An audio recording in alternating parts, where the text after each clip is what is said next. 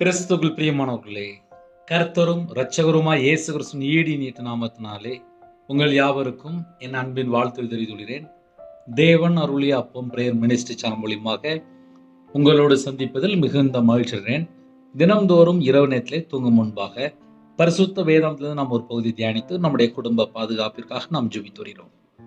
தூங்கும் முன்பாக இணைந்திருங்கள். வெளிப்படுத்தின விசேஷம் 12ஆம் அதிகாரம் 11ஆம் வசனத்திலே, மரணம் நேரிடதா இருந்தாலும் அதற்கு தப்பும்படி தங்கள் ஜீவனையும் பாராமல் ஆட்டுக்குட்டியின் இரத்தத்தினாலும் தங்கள் சாட்சியின் வசனத்தினாலும் அவனை ஜெயித்தார்கள். ஹல்லேலூயா. கிறிஸ்துவுக்குள் பிரியமானவர்களே, ஆட்டுக்குட்டியின் இரத்தத்தினாலும் தங்கள் சாட்சியின் வசனத்தினாலும் அவனை ஜெயித்தார்கள். கர்த்தருடைய பிள்ளைகள் ஜெயமுள்ள ஒரு வாழ்க்கை வாழ வேண்டும் என்றால் இன்னைக்கு உள்ள செய்தி ரொம்ப முக்கியம். ஆட்டுக்குட்டியின் இரத்தத்தினாலும் தங்கள் சாட்சியின் வசனத்தினாலும் அவனை ஜெயித்தார்கள். பிசாசு ஜெயிக்கணும் அப்படின்னா முதல் பாயிண்ட் என்ன தெரியுமா? ஆட்டுக்குட்டியின் இரத்தத்தினாலும் தங்கள் சாட்சியின் வசனத்தினாலும். 2 பாயிண்ட் இருக்கு. நான் பிசாசு ஜெயிக்கணும் அப்படின்னா 2 பாயிண்ட் தான். ஆட்டுக்குட்டியின் இரத்தத்தினாலும் முதல் பாயிண்ட், 2வது தங்கள் சாட்சியின் வசனத்தினாலும். இந்த 2 பாயிண்ட் நம்முடைய வாழ்க்கையில் இருக்குமானால் கண்டிப்பாக ஆசீர்வாதம், ஜெயமுள்ள வாழ்க்கை, நம்ம குடும்பம் சமாதானமா இருக்கும், சந்தோஷமா இருக்கும், விடுதலையாக்கப்பட்ட சந்ததியா இருப்போம். இன்னைக்கு நிறைய குடும்பத்திலே பாவ அடிமையிலே ஜனங்கள் வாழ்ந்து கொண்டிருக்கிறாங்க.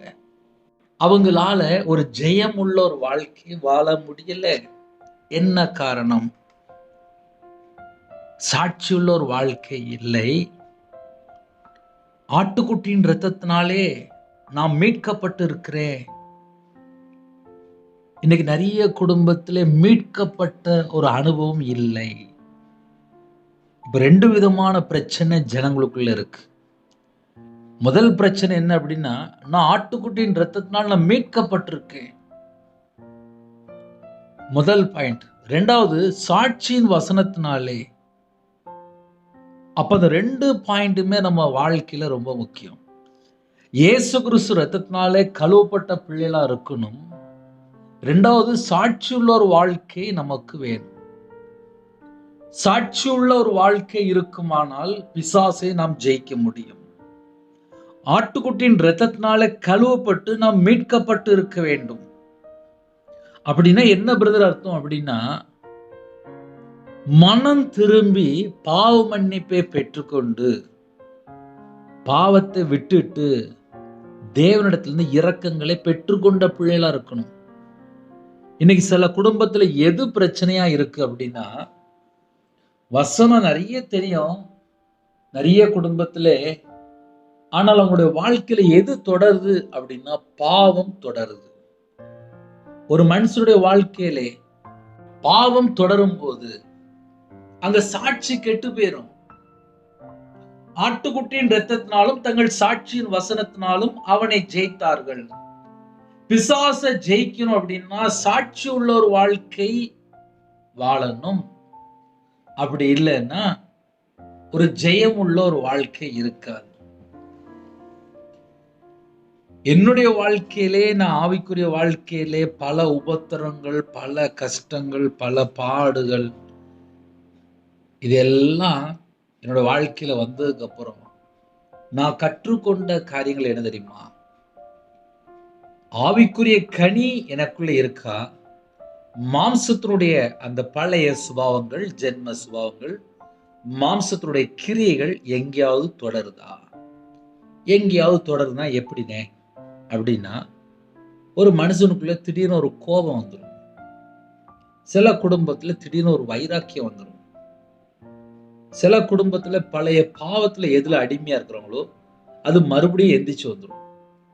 ஏன்னா சில குடும்பத்துல ஜெபிக்க வரும்போது அவங்களே சொல்லுவாங்க, நான் ரட்சிக்கப்பட்டு நான் ஞானஸ்நானம் எடுத்தேன், நான் சர்ச்சுக்கு போற பிள்ளை தான், ஆனா இப்போ நான் சில பாவத்துல விழுந்துட்டேன், அப்படின்னா என்ன அர்த்தம் அப்படின்னா, ஒரு ஜெயமுள்ள ஒரு வாழ்க்கை வாழலை. ஆட்டுக்குட்டியின் இரத்தத்தினாலும் தங்கள் சாட்சியின் வசனத்தினாலும் அவனை ஜெயித்தார்கள். மரணம் நேரிடுகிறதா இருந்தாலும் அதற்கு தப்பும்படி. எதற்கு தப்பும்படி? என் வீட்டுல மரண பிரச்சனை வந்துட்டுப்பா, அந்த அளவுக்கு பிரச்சனை வந்துட்டு என் வீட்டுல மரணம், அதாவது வீட்டு வாசப்படில மரணம் இருக்கு அப்படிம்பாங்க, செத்து போயிருவாங்களோ அப்படிம்பாங்க. மரணம் நேரிடுகிறதா இருந்தாலும் அதற்கு தப்பும்படி தங்கள் ஜீவனையும் பாராமல். சில குடும்பத்துல சர்ச்சில் போய் சாட்சி சொல்லுவாங்க, உபவாச மீட்டிங்ல இல்ல பெரிய மீட்டிங்ல எல்லாம் சாட்சி சொல்லுவாங்க.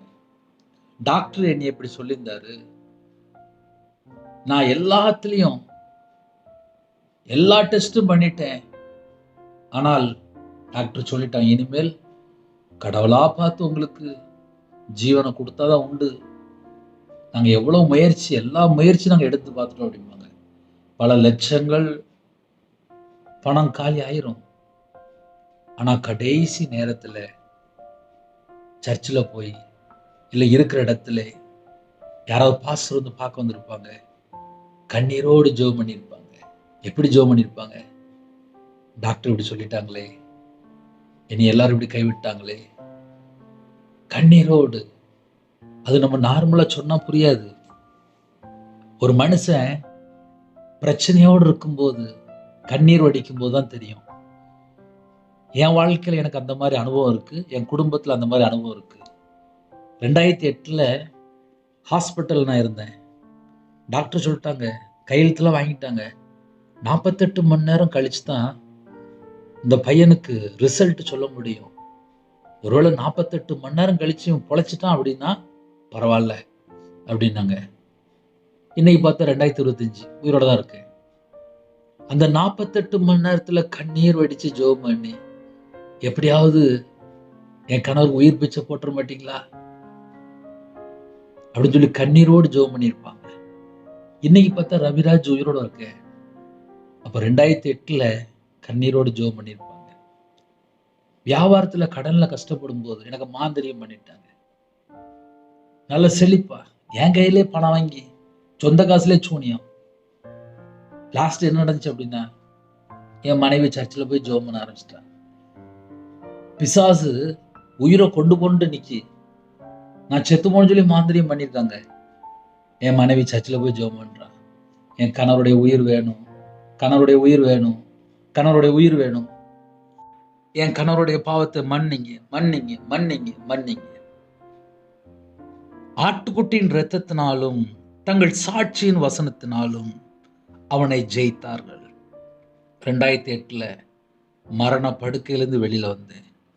மாந்திரியத்திலிருந்து வெளியில தேவன் தான் கொண்டு வந்தார். எனக்கு யாரு மாந்திரியம் பண்ணுனானோ அவன் தூக்கு போட்டே செத்து போயிட்டான். அவ்வளவுதான், முடிஞ்சிட்டு. நம்ம தேவனுடைய சமூகத்துல போய் தாழ்த்தி, அப்பா எனக்கு உயிர் பிச்சை போடுங்கப்பா, எனக்கு கிருபை தாங்கப்பான்னு சொல்லி தேவனுடைய சமூகத்துல ஒரு மனுஷன் போயிட்டான்னாலே அந்த குடும்பத்துக்கு தீர்காயுசு. மரணம் நேரிடுதா இருந்தாலும், அதுக்குதான் 2 பாயிண்ட் சொன்னேன். என் வாழ்க்கையில ரெண்டு பாயிண்ட் சொன்னேன். எனக்கு 2008 உடம்பு சரியில்லாம வந்துச்சு. வியாபாரத்தில் இருக்கும்போது மாந்திரியம் பண்ணிக்கிட்டே இருந்தான். நான் பேசாம அமைதியா தான் இருந்தேன். கையில பைபிள் எடுத்து வாசிக்க ஆரம்பிச்சேன். கண்ணீரோடு ஜெபம் பண்ண ஆரம்பிச்சேன். கண்ணீரோடு பைபிள் எடுத்து வாசிக்க ஆரம்பிச்சேன். அவ்வளவுதான். எனக்கு யாரு மாந்திரியம் பண்ணணும் செத்து போயிட்டான்.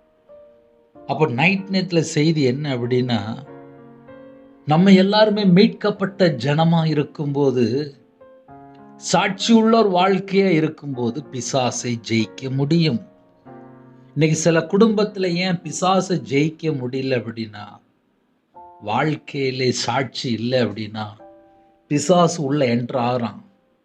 பிசாசு எப்போ உள்ள என்டர் ஆகிறான்னு சொல்லி நான் நல்ல பைபிள் வாசித்து பார்த்ததில்ல. வசனத்துக்கு கீழ்ப்படியாம இருக்கும்போது உள்ள என்டர் ஆகிறான். பரிசுத்த ஆவியான வரும்போது பலனடைந்து சாட்சிகளா இருப்பீர்கள். எனக்குள்ள பரிசுத்த ஆவியானவர் வந்தாச்சு அப்படின்னா சாட்சி உள்ள ஒரு வாழ்க்கை இருக்கும். வீட்டில் சாட்சி, ஊழியத்தில் சாட்சி, குடும்பத்தில் சாட்சி, இது எல்லா பகுதியிலும் சாட்சி வரணும் அப்படின்னா பரிசுத்த ஆவியானவர் இருந்தால் மட்டும்தான். சாட்சி உள்ள ஒரு வாழ்க்கை இருக்கும்போது பிசாசை நாம் ஜெயிக்க முடியும். அப்ப இன்னைக்கு செய்தி என்ன அப்படின்னா, மரணம் நேரிடுகிறதா இருந்தாலும் அதற்கு தப்பும்படி, ஐயா எனக்கு மரண அளவுக்கு பிரச்சனை வந்துட்டியா, என் வீட்டு வாசப்படல இப்படிதான் இருக்கு, எவ்வளவு பெரிய பிரச்சனைனாலும் வரட்டுமே, அந்த பிரச்சனையிலிருந்து வெளியில வரணும், என்ன செய்யணும்? அதற்கு தப்பும்படி தங்கள் ஜீவனையும் பாராமல் ஆட்டுக்குட்டியின் இரத்தத்தினாலும் தங்கள் சாட்சியின் வசனத்தினாலும் அவனை ஜெயித்தார்கள். அப்ப பிசாசு ஜெயிக்கணும் அப்படின்னா 2 வழி இருக்கு. கையில பைபிள் எடுத்து வாசித்து வசனத்துக்கு கீழ்ப்படியணும். இயேசு கிறிஸ்து ரத்தத்தினால மீட்கப்பட்ட ஜனமா இருக்கணும். இயேசு கிறிஸ்து ரத்தத்தினால மீட்கப்பட்ட ஜனம் அப்படின்னா என்ன அர்த்தம் அப்படின்னா, நம்ம வாழ்க்கையில கர்த்தரை விட்டு நம்ம எங்கெல்லாம் தள்ளி போயிருக்கிறோமோ அதிலிருந்து உடனடியாக மனம் திரும்பி, என் இதயத்துக்குள்ளே கர்த்தரை விட்டு தள்ளி போன காரியம் என்ன என் மனசுக்கு தெரியும். அப்ப மனம் திரும்பி அப்படின்னா, கர்த்தரை விட்டு நான் தள்ளி போயிட்டேன் இந்த காரியத்துல, என்னை மன்னிச்சுங்க. மனம் திரும்பி என்னை மன்னிச்சுக்கோங்க, எனக்கு பாவ மன்னிப்பு வேணும், நான் இனிமேல் இந்த பாவம் பண்ண மாட்டேன், இந்த அக்கிரமம் பண்ண மாட்டேன், இந்த மீறுதல் பண்ண மாட்டேன், இந்த குற்றத்துல நான் போக மாட்டேன் அப்படின்னு சொல்லி தேவனிடத்துல இருந்து இரக்கங்களை நாம் பெற்றுக்கொள்ளணும். அதுக்கப்புறம் நம்ம வாழ்க்கையில ஒரு சாட்சி உள்ள ஒரு வாழ்க்கையை வாழணும். அப்படி வாழும்போது நாம் பிசாசை ஜெயிக்க முடியும். ஹல்லேலூயா. பிசாசை ஜெயிக்கணும் அப்படின்னு சொல்லி யாரெல்லாம் தீர்மானம் பண்றீங்களோ, முதல் பாயிண்ட் என்ன அப்படின்னா, நம்ம இருதயத்துக்குள்ளே கர்த்தரை விட்டு தள்ளி போற காரியம் ஏதாவது இருக்கா, அதை நம்ம செக் பண்ணி பார்க்கணும். ஒருவேளை ஏதாவது இருக்கு அப்படின்னு சொல்லி கண்டுபிடித்தால் உடனே மனம் திரும்பி அப்படின்னா அது என்ன காரியம், தேவனோட சமூகத்தில் அர்ப்பணிச்சு, என்கிட்ட இப்படி ஒரு சுபாவம் இருக்கு, இப்படி ஒரு கேரக்டர் இருக்கு, இப்படி ஒரு தன்மை இருக்கு, இப்படிப்பட்ட ஒரு காரியம் இருக்கு, இப்படிப்பட்ட ஒரு பாவம் இருக்கு, இப்படிப்பட்ட ஒரு ஜென்ம சுபாவம் இருக்கு, இப்படிப்பட்ட துன்மார்க்கமான காரியம் இருக்கு, இப்படிப்பட்ட ஒரு அசுத்தமான காரியம் இருக்கு, இப்படிப்பட்ட ஒரு அருவருப்பான காரியம் இருக்கு, இப்படிப்பட்ட தீட்டான காரியம் இருக்கு, எனக்கு இதுல இருந்து எனக்கு ஒரு விடுதலை வேணும், எனக்கு ஒரு சுகம் வேணும், எனக்கு ஒரு ஆரோக்கியம் வேணும், நான் பரிபூர்ணமா விடுதலையாக்கப்படணும், எனக்கு சமாதானம் இல்லை, என் வாழ்க்கையில எனக்கு ஒரு சமாதானம் வேணும். முதல்ல ஜெபம், தேவனோட சமூகத்துல வந்துடணும். நான் இனிமேல் இப்படி செய்ய மாட்டேன். அப்போ நமக்கு தேவன் மன்னித்து நமக்கு மறுபடியும் கிருபை தருவார். ஹல்லேலூயா. அப்போ இரவு நேரத்துல செய்தி என்ன அப்படின்னா, ஆட்டுக்குட்டியின் இரத்தத்தினாலும் சாட்சியின் வசனத்தினாலும் அவனை ஜெயித்தார்கள். ஜெயிக்கணும் அப்படின்னா அதுக்கு நம்ம என்ன செய்யணும் அப்படின்னா, முதல்ல நம்ம வாழ்க்கையில கர்த்தரை விட்டு எங்கேயாவது தள்ளி போயிருக்கிறோமா அதை நம்ம ஆராய்ந்து பார்க்கணும். 2வது, வசனத்தின்படி நம்மளோட வாழ்க்கை இருக்கணும். அப்படி வாழ்ந்தால் நமக்கு ஒரு ஜெயமுள்ள ஒரு வாழ்க்கை. கண்களை மூடி நாம் ஜெபம் செய்வோம். அன்பின் கர்த்தாவே, நன்றியோடு துதிக்கிறோம்ப்பா. கர்த்தருடைய கரத்தில் அர்ப்பணிக்கிறோம். எங்க வாழ்க்கையில ஆட்டுக்குட்டியின் இரத்தத்தினாலும் சாட்சியின் வசனத்தினாலும் ஜெயிக்கிற ஒரு வாழ்க்கை எங்களுக்கு தாங்க. உம்முடைய கிருபையால் நிரப்புங்க. குறைகள் குற்றங்கள் எல்லாவற்றையும் உம்முடைய இரத்தத்தினால கழுவி சுத்திகரிங்க. இரவு நேரத்தில் இன்பமான தூக்கம் தாங்க. வரக்கூடிய காரியத்தை வெளிப்படுத்துங்க. தேவையில்ல சொப்பனங்கள் எல்லாவற்றையும் விளைக்கிறங்க. நைட் ஷிஃப்ட்ல நைட்டு டிரைவிங் லைன்ல இருக்காங்க, கர்த்தருடைய கரம் பிள்ளைகளோட கூட. திருமணத்துக்கு ஆயத்தமா இருக்காங்க, ஏற்ற துணையை தாங்க. திருமணம் முடிந்ததுக்கு அப்புறம் நிறைய குறைகள் குற்றங்கள் எல்லாவற்றையும் மன்னித்து உங்க பிள்ளைகளை பரிசுத்தப்படுத்தி ஆசிரிங்க. ஆலயத்துக்கு போக கிருபை செய்ய, எல்லா குடும்பமும் ரட்சிக்கப்படணும். நைட் ஷிஃப்ட்ல நைட் நேரத்தில் எந்த நாட்டுக்குள்ள இருக்காங்களோ எல்லா குடும்பத்துக்கும் கர்த்தருடைய பாதுகாப்பு வேணும். வெளிநாட்டில் இருக்காங்க, அவங்க இருக்கிற இடத்துல எல்லா தடையெல்லாம் நீக்கி ஆசீர்வதிங்க. யாரெல்லாம் இணைந்துக்காங்களோ, கற்பதினியா யாரெல்லாம் ஜெபிக்கிறாங்களோ கர்த்தர் மனம் இருங்க. மாசமா இருக்காங்க, கர்த்தர் ஆசீர்வதிங்க. டெலிவரிக்கு யாரெல்லாம் போறாங்களோ கர்த்தருடைய கரம் பிள்ளைகளோட கூட இருக்கட்டும். இணைந்திருக்கிற எல்லா குடும்பத்தையும் இரத்த கொட்டைகளை வேலடைங்க. இந்த நாள் முழுதும் பாதுகாத்த கிருபைக்காக நன்றி. தேவன் அருளிய அப்ப மினிஸ்டர் நம்முடைய கரத்தில் அப்படினோம். இணைந்திருக்கிற எல்லா குடும்பத்தையும் ஜீவ புஸ்தகத்தில் அப்ப எழுதப்படணும்ப்பா. எங்க வாழ்க்கையில கர்த்தரை விட்டு தள்ளி போன பாவத்தை மன்னித்து உங்களுடைய இரத்தத்தினால கழுவி சுத்திகரிங்க. இணைந்திருக்கிற குடும்பங்கள் கர்த்தருக்காக, கர்த்தருடைய வருகையில காணப்படணும். கர்த்தருக்காக அப்பா ஒவ்வொரு நாளும் வாழக்கூடிய பிள்ளைகளா இருக்கணும். அந்த கிருபை தாங்க. கடன்ல, கஷ்டத்துல, கண்ணீர்ல, எந்த குடும்பத்துல வேதனை இருக்காங்களோ எல்லா வேதனையெல்லாம் நீக்கி போட்டுருங்க. அவங்களுடைய தேவைகள் சந்திங்க. இந்த குடும்பத்தை ஆசிரியங்க. சரீரத்தில் பலவீனத்தோடு படுத்த படுக்கையில், அவசர சிகிச்சையில், ஹாஸ்பிட்டல்ல எந்த குடும்பத்துல கண்ணீரோடு இருக்காங்களோ உங்களுடைய தழும்புள்ள கரத்தினால தொட்டு சுகமாக்கித்தாங்க. ஒவ்வொரு குடும்பத்துக்கும் தீர்காயுசை கட்டிடுங்க. எல்லா குடும்பத்திலும் தேவ சமாதானம் நிரப்பி ஆசிரியங்க. அதிக அளவில் உங்களுடைய சமூகத்துல கண்வழிக்கு கிருபை செய்யுங்க. தேவையில்லாத எந்த ஒரு காரியத்தில் போய் சிக்கிக்கூடாது. எல்லா குடும்பத்தையும் உங்களுடைய ரத்த கொட்டைகளை வேலடைங்க. கர்த்தர் கூட உங்க நாம் மேம்படுத்தும். இயேசு கிறிஸ்து பிதாவே ஆமென். தேவனுக்கே மகிமையுண்டதாக. கர்த்தர் தாமே உங்களை உங்கள் குடும்பத்தின் சகல காரியத்திலும் சம்பூர்ணமாக திருப்தியாக கர்த்தர் கொடுத்து ஆசீர்வதிப்பாராக. ஆமென். கர்த்தராகிய இயேசு கிறிஸ்துவின் கிருபையும் பிதாவாகிய அன்பும் பரிசுத்தனுடைய ஐக்கியமும் இப்பொழுதும் எப்பொழுதும் சதா காலங்களிலும் நம்ம கொடுப்பதாக. ஆமென். God bless you. Thanks for watching. Please subscribe our channel. Click the like and share. Click the bell. God bless you.